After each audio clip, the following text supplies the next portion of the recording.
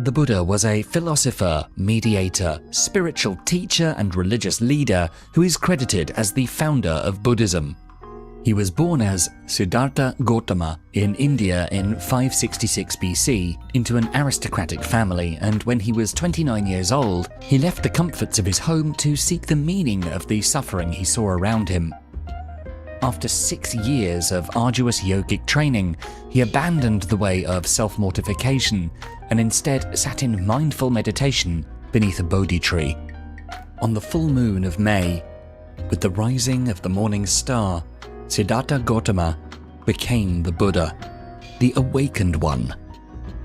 The Buddha wandered the plains of northeastern India for 45 years more, teaching the path or Dharma as he had realized in that moment. Around him developed a community of people drawn from every tribe and caste, devoted to practicing his path. Nowadays, he's worshipped by most Buddhist schools as the enlightened one, who has escaped the cycle of birth and rebirth, transcending karma. His main teachings focus on his insight into dukkha, meaning suffering, and into nirvana, which means the end of suffering.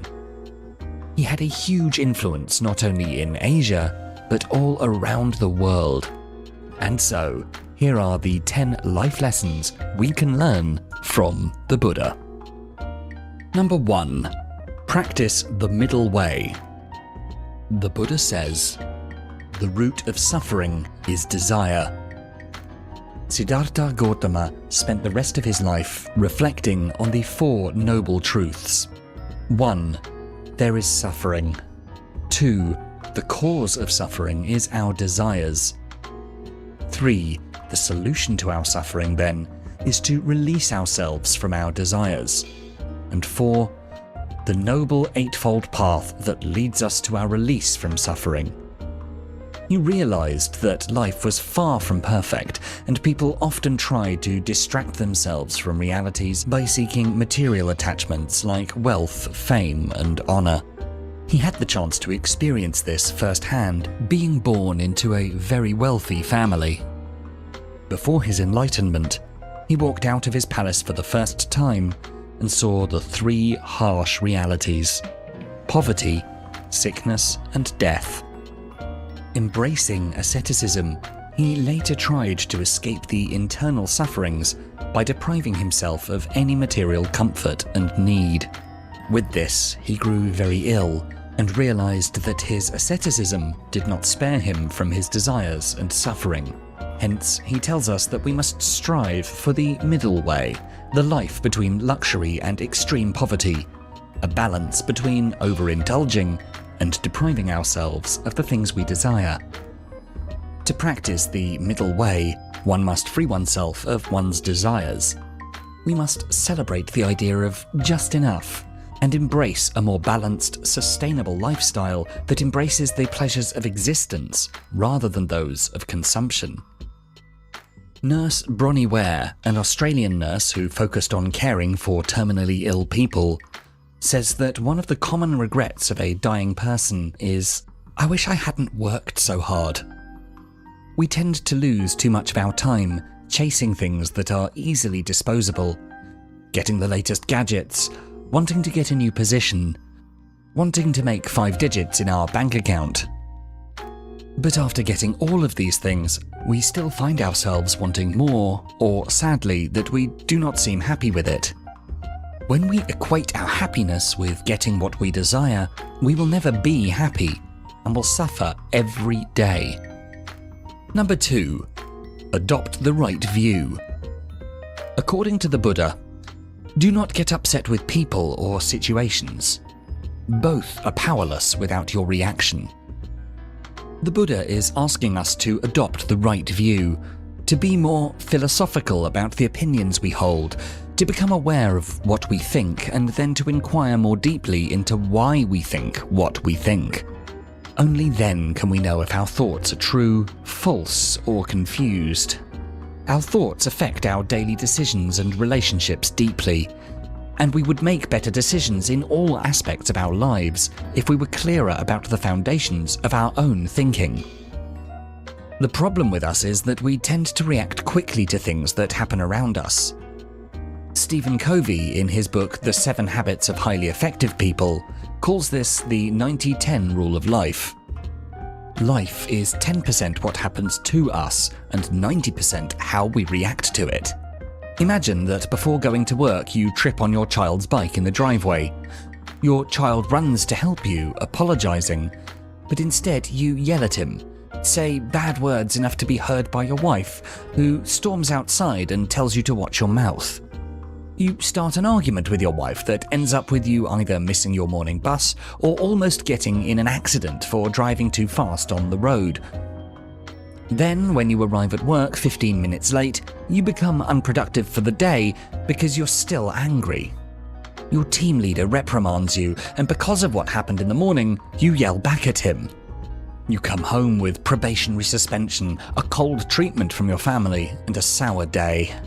Imagine alternately that when you tripped, you stood up, breathed slowly, then forgave your child and said, "Be careful next time. Remember to keep your bike inside the garage." You won't be starting an unnecessary argument that cannot solve what actually happened. You won't miss the bus or hurry through traffic, and you will take control of your day. We can be happy if we become proactive, not reactive to what's happening to us. We need to have a right view of things, that we can always choose not to be affected by what's happening around us, but to use what we have around us towards our own growth. Number 3. Create good karma. In the words of the Buddha, "It is mental volition, O monks, that I call karma. Having willed, one acts through body, speech, or mind." In Buddhism, karma means only actions of one's own volition, not all actions. As volitions can be relatively good or bad, so the resulting karma will also be good or bad. Good karma will lead to good outcomes, and bad karma to bad outcomes in life. Volition is a more complex concept in Eastern philosophies than in Western ones, which defines will as a faculty independent of emotions and reason. In Eastern philosophies, volition is the most significant factor in determining the karma. It is what determines the ethical quality of the action. It is a mental impulse, an urge pushing us in the direction of a particular experience. Volition is something at the crossroads between emotion and reason.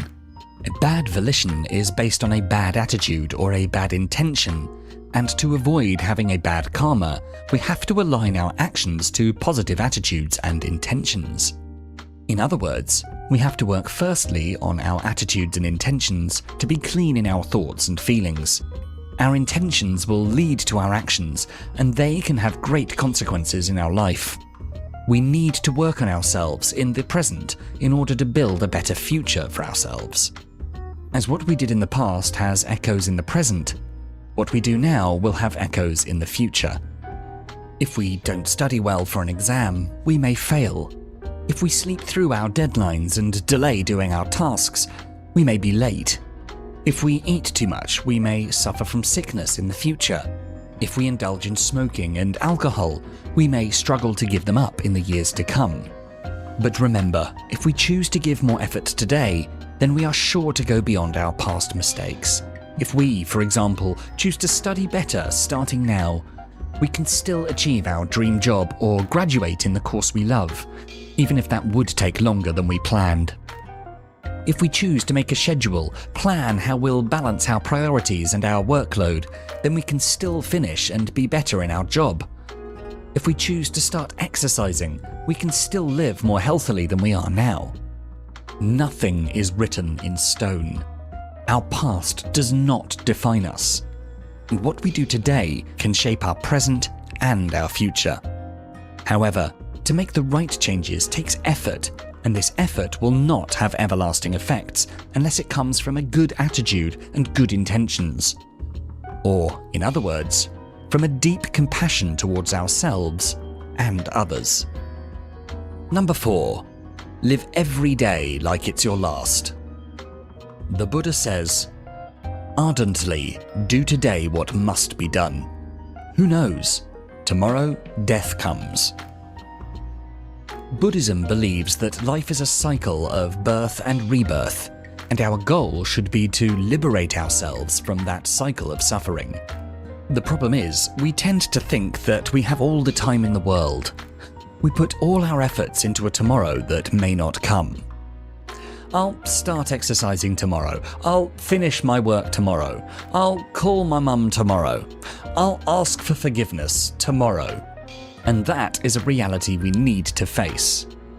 If we learn to see that every day can be our last, we will live ardently each day, making peace with everyone, doing what we can do today, and sleep peacefully at night, knowing that we lived our day to the fullest. That is why it's important to start your day right, by practicing mindfulness meditation. For example, when you focus on breathing in and breathing out, you have a direct experience of impermanence. When you meditate on your painful and sad stories, you have a direct experience of suffering. It motivates you to live in the moment. When you're eating, eat. When you're reading, read. When you're doing your job or at school, do your tasks with focus.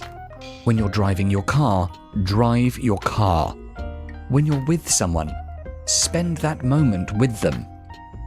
This allows you to step away from the past and future and live in the present moment, to be where you are right now. Number 5. Great things are the results of small, good habits. The Buddha teaches us, drop by drop is the water pot filled. Likewise, the fool, gathering it little by little, fills himself with evil. Likewise, the wise man, gathering it little by little, fills himself with good. The Buddhist approach to goodness and evil is very practical. Evil may, for a time, lead us to happiness, but all our bad actions together will eventually ripen and lead us to illness and bad experiences. So while we may suffer from time to time even if we are good, all our good actions will eventually ripen and lead us to true happiness and goodness. According to the European Journal of Social Psychology, it takes 18 to 254 days of constant exercise and practice to develop a new habit. On whatever skill you wish to learn, you can always start today. You can't exercise for one day and immediately assume that you'll be healthier all of a sudden. Starting with small things like switching to healthier alternatives of food, brisk walking, or waking up early in the morning to stretch. In the same way, whatever bad habit you wish to change, you can always start small.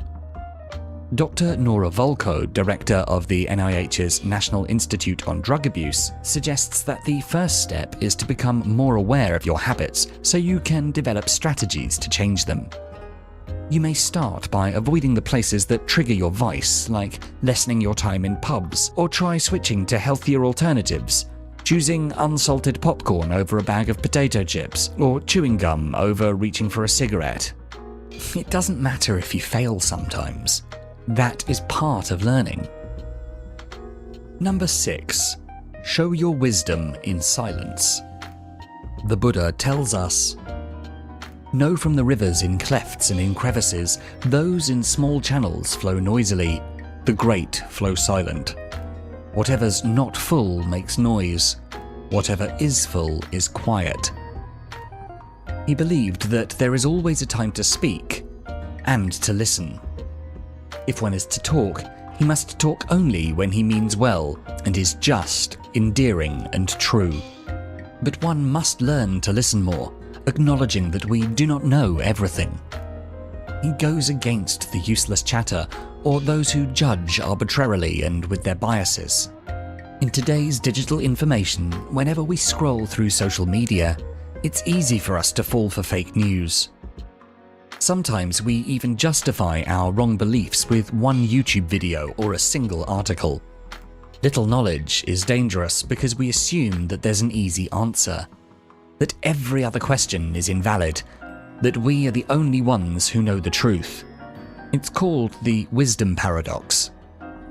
Take, for example, the great Albert Einstein when he said, "The more you learn, the more you're exposed to what you don't know."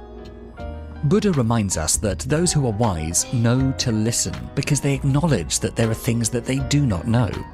A little knowledge is dangerous because you might be so convinced with your opinion that you fail to look at the truth because you easily dismiss other people.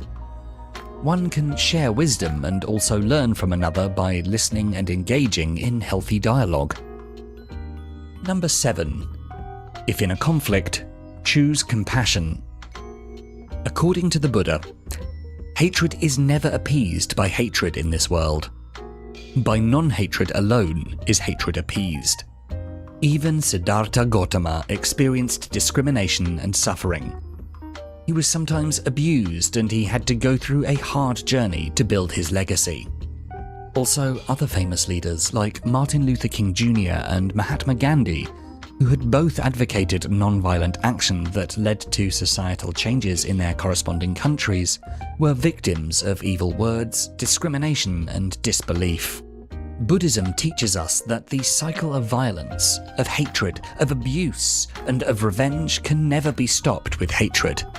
When someone insults you and you insult back, sometimes they come back worse. When someone punches and we punch back, we go home with more bruises and wounds. Non-violence is not just letting yourself be harassed or assaulted. It's a way to protect yourself from even greater evils. Take, for example, when you're bullied by a classmate or a colleague. As long as you don't feel physically threatened, empower yourself first. Remind yourself of your goodness, that their words can never hurt you, and that though you may make mistakes, you can keep trying. Remember, the bully wants you to feel angry and powerless because they're also experiencing something bad in their own life. Some practical solutions include: when a bully is approaching you, count from 1 to 100 to relax yourself, or maybe you can just walk away. Or if he insults you, join in, insult yourself and laugh with him, then walk away. Or you can look at them with compassion and be nice to them. Do something about it. Don't keep it in, and don't hide from it. Maybe asking help from authorities could help, especially if the bullying becomes serious or involves physical assault or abuse. Meditating on your own giftedness lets you see that you're more than what they say. Number 8. Choose friends for quality over quantity. According to the Buddha, admirable friendship, admirable companionship, admirable camaraderie is actually the whole of the holy life. When a monk has admirable people as friends, companions, and comrades, he can be expected to develop and pursue the Noble Eightfold Path. The Buddha reminds us that it is better to seek fellowship with noble men than to associate with evil companions. The Buddha acknowledges that life is not a solitary journey. Along the way, we encounter a lot of people, but not every one of these people are good influences for us.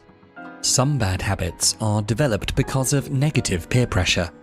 In our experiences, when we're rich or in prosperity, when we're famous or well-known, people like to be around us. But when we're in need of support, we find fewer friends to go to. We can make the decision to choose the people who can influence us to be better. Good friends are those who lead you to goodness, to virtue, to develop good habits, and not those who let you go astray, who push you to vices.